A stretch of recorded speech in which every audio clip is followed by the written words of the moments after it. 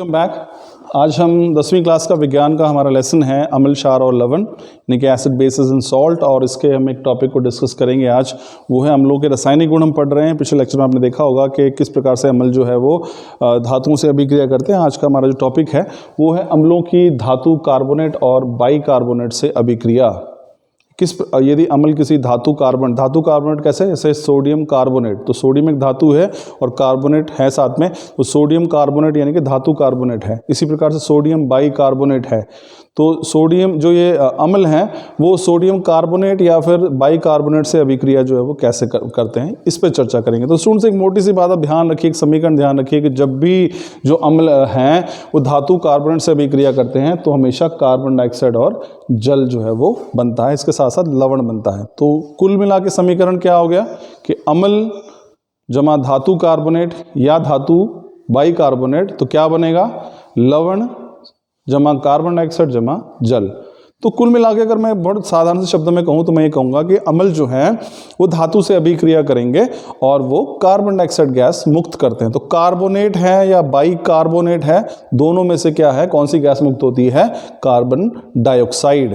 तो ये चीज़ यहाँ पे ध्यान रखिएगा। तो इसमें क्या है कि जब भी कोई अम्ल जो है वो धातु कार्बोनेट से या धातु बाइकार्बोनेट से अभिक्रिया करता है तो क्या बनेगा, लवण, कार्बन डाइऑक्साइड और जल। तो ये आप देख सकते हैं यहाँ पे स्टूडेंट्स, इन चीज़ों को ध्यान रखिएगा, समीकरण बेसिक सा याद कर लीजिए, क्योंकि लिखना फिर ज़्यादा मुश्किल नहीं है। तो जब भी अम्ल जो है अभिक्रिया करेंगे धातु कार्बोनेट या बाइकार्बोनेट से, तो क्या बनेगा, पहले बनेगा लवण, दूसरा हमारे पास है कार्बन डाइऑक्साइड है, और फिर हमारे पास इसका निर्माण होगा जल का। तो समीकरण क्या बना, अगर आप यहाँ देखोगे तो समीकरण क्या है, अम्ल जो है वो धातु कार्बोनेट से अभिक्रिया कर रहे हैं तो क्या बनाएंगे, लवण, कार्बन डाइऑक्साइड और जल।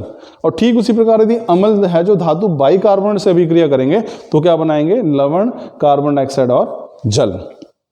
तो ये हमारे पास है स्टूडेंट्स इसमें जो समीकरण है। अगर आप यहाँ पे उदाहरण भी देख सकते हैं, अब देखिए यहाँ पे हमारे पास उदाहरण क्या है कि जब एसिड यानी कि अम्ल है, मेटल कार्बोनेट और हाइड्रोजन कार्बोनेट, तो क्या बनेगा, सॉल्ट यानी कि लवण है, और कौन सी गैस मुक्त होती है, कार्बन डाइऑक्साइड, और साथ में क्या बनेगा, वाटर बनेगा। तो ये आप इसमें इसका एग्जाम्पल आप ले सकते हैं। यहाँ पे एक छोटा सा प्रयोग है, अगर आप एक्चुअल में एक्सपेरिमेंट देखना चाहते हैं तो मेरे चैनल पर जाके आप लोग प्रैक्टिकल्स का पूरा एक प्ले लिस्ट है, उसमें आप देख सकते हैं किस प्रकार से मैंने एक लाइव आपको प्रैक्टिकल करके दिखाया है कि एसिड जब मेटल कार्बोनेट से रिएक्शन करेंगे तो किस प्रकार से गैस जो है वो उत्पन्न होती है। वो इसी प्रकार का प्रयोग है, वो आप लाइव देख सकते हैं वहाँ पे।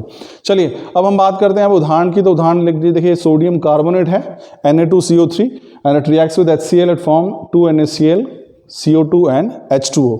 तो धातु कार्बोनेट की अभिक्रिया अम्ल के साथ बनेगा लवण, साथ में कार्बन डाइऑक्साइड निकलेगी बाहर और बनेगा जल। तो यहाँ पे ये एक छोटा सा एग्जाम्पल आप इसे देख सकते हैं, मैं इसको समझाने का प्रयास करता हूँ। अब देखिए यहाँ पे जो है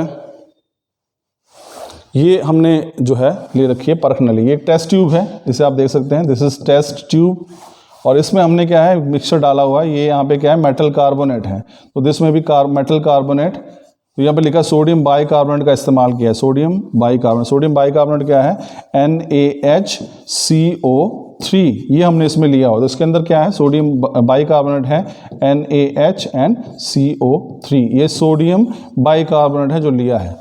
और साथ में हमने क्या डाल दिया, हमने साथ में इसमें डाला है हाइड्रोक्लोरिक एसिड, इसमें और क्या डाला हुआ है, HCl, हाइड्रोक्लोरिक एसिड। तो ये रिएक्शन कुल मिला के क्या हो गया हमारे पास, NaHCO3, और इसमें हमने क्या डाला है, एसिड HCl। तो जाहिर सी बात है हमारे पास क्या बनने वाला है, NaCl प्लस CO2 गैस निकलेगी और साथ में क्या बनेगा, H2O। ये रिएक्शन आपको देखने को मिलेगी। अब यहाँ पे जब हमने डाला तो यहाँ पे से कार्बन डाइऑक्साइड के यहाँ पे बुलबुले निकलने शुरू हो जाएंगे, और वो बुलबुले जो है गैस के रूप में यहाँ से इस नली से होते हुए, अगर आप इसे देखेंगे तो इस नली से होते हुए सारे जो इसमें बबल्स जो बनेंगे, इसको आप इंग्लिश में एफरवेसेंस कहते हैं। तो वो जो बनेंगे एफरवेसेंस जो है वो सारे के सारे यहाँ से, चूँकि इसे हमने कॉर्क लगा दिया है, तो जो कार्बन डाइऑक्साइड गैस जो यहाँ प्रोड्यूस होगी वो सारे के सारे जो है इस रूप में यहाँ से होते हुए, इस नली से होते हुए जो यहाँ पहुँचेंगे। अब देखो यहाँ पे हमने क्या डाला है, यहाँ पे चूने का पानी डाला है, इसको बोलते हैं हम लाइम वाटर। तो लाइम वाटर जो है बिल्कुल पानी की तरह ये पारदर्शी होता है, लाइम वाटर, इसको चूने का पानी कहते हैं। तो इसको एक्चुअली क्या है, मैं आप स्टूडेंट्स बताता हूँ आपको, ये वास्तव में कार्बन डाइऑक्साइड को जांचने की एक विधि है। क्योंकि कार्बन डाइऑक्साइड गैस जब चूने के पानी से गुजारी जाती है तो उसका रंग जो है वो दूधिया हो जाता है, वाइट हो जाता है, मिल्की वाइट जिसको बोलते हैं, बिल्कुल दूध जैसा सफ़ेद जो है वो हो जाता है। वैसे अगर आप लाइम वाटर लेंगे फ्रेशली प्रिपेयर्ड तो ये बिल्कुल ट्रांसपेरेंट होगा, जल की तरह, बिल्कुल इसके आप आर पार देख सकेंगे। तो ये उस प्रकार का है, लेकिन जैसे ही इसमें से कार्बन डाइऑक्साइड गैस जाएगी इसके अंदर तो ये जो है ऑटोमेटिकली दूधिया हो जाएगा, वाइट हो जाएगा, मिल्की वाइट हो जाएगा। तो इसका मिल्की वाइट हो जाना ही ये इंडिकेट करेगा कि जो गैस वहाँ से आई थी इस तरफ से वो कौन सी थी, कार्बन डाइऑक्साइड। तो इसीलिए हमारे पास हम इसको जब भी कार्बन डाइऑक्साइड की आप जांच करना चाहते हैं तो हम इस प्रकार से कर सकते हैं। एक बहुत सिंपल सा एक्सपेरिमेंट भी है, आप छोटा सा बीकर लीजिए और उसमें क्या है, आप चूने का पानी रखिए। अब मुंह में एक छोटा सा स्ट्रॉ लीजिए, आप जो छोटा सा पाइप होता है वो लीजिए और चूने के पानी में डुबोकर ऊपर से फूंक मारिए। तो धीरे धीरे अब वो बुलबुले तो निकलेंगे और साथ में वो पानी देखेंगे आप, बिल्कुल धीरे धीरे सारा सफ़ेद हो जाएगा। तो कारण क्या है उसका कारण ये है कि आपने जो मुंह से जो गैस एक्सहेल की है वो वास्तव में कौन सी है, दैट इज कार्बन डाइऑक्साइड, और वहाँ चूने का पानी है। तो चूने के पानी में जब भी कार्बन डाइऑक्साइड गैस जाएगी, उसे गुजारेंगे आप, तो वो जो है मिल्की वाइट हो जाएगा। तो ये पहचान करने का तरीका है, ध्यान रखिएगा। तो यहाँ पे स्टूडेंट्स 2-3 चीज़ें ध्यान रखिए इस टॉपिक के अंदर।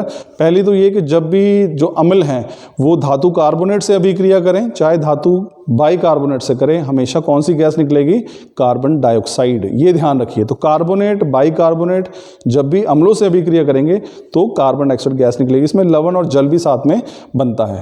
तो ये है हमारे पास स्टूडेंट्स इनकी अभिक्रिया, यानी कि अम्लों की कार्बोनेट और बाइकार्बोनेट से अभिक्रिया। तो गैस मुक्त होती है carbon dioxide. Thank you students.